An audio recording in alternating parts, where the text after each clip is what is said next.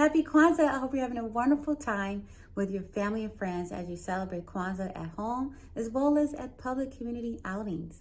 So today we are honoring the principle Nia, which means purpose in Swahili. Now this particular principle, right? The point is to remind us that it is our collective responsibility to build and maintain our communities. That should be our vocation as a people, right? We know that that is our purpose, to do our part, to be our very best selves, and to contribute our gifts to the success in building our communities. Now, here's the thing about this. When you're talking about instilling it in a young age, at a young age, in your young child, is that they really learn by doing, literally seeing you in action, and then you allowing them to participate in those functions with you.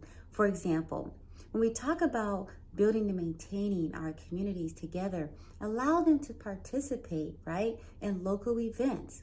And if you're one of those parents who are very much so involved in helping to organize community events, allow the child to participate in that with you. Let them see you in action. These are things they will always remember, and more than likely they will continue that on as they age as well. Additionally, show them the power of using their voice, right? If there's something going on that needs, to be spoken about, let them see the power of writing and utilizing their voice to help build and maintain their community.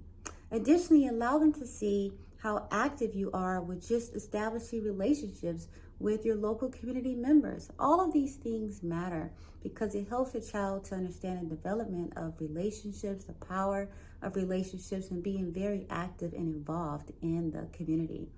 You cannot underestimate how your behavior, right, how it impacts them on a daily basis. When they see you doing things, these are things that they will more than likely replicate as they get older.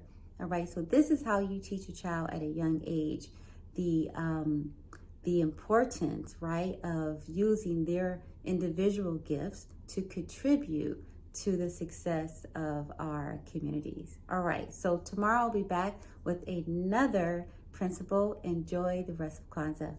Bye.